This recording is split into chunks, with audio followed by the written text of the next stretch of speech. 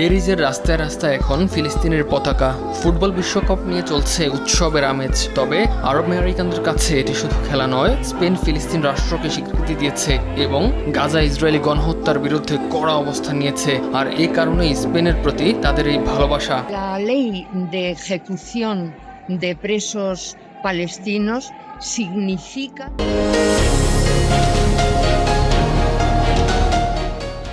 স্পেনের প্রতি আরবদের ভালোবাসার পেছনে ইতিহাস রয়েছে বেশ।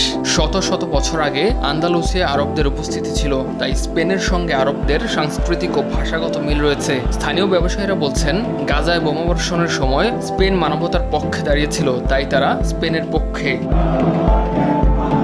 এই বিশ্বকাপে 8টি আরব দেশ অংশ নেয়। প্রতিটি ম্যাচে আরব ভক্তরা একসঙ্গে ফিলিস্তিনের পতাকা উড়ায়। প্যারিসের এক বেকারিতে বড় টিভি স্ক্রিন টানানো হয়। ফিলিস্তিনি, লেবানিজ আর মরক্কোর মানুষ একসঙ্গে বসে খেলা দেখে। এতে তাদের মধ্যে তৈরি হয় নতুন এক ঐক্য।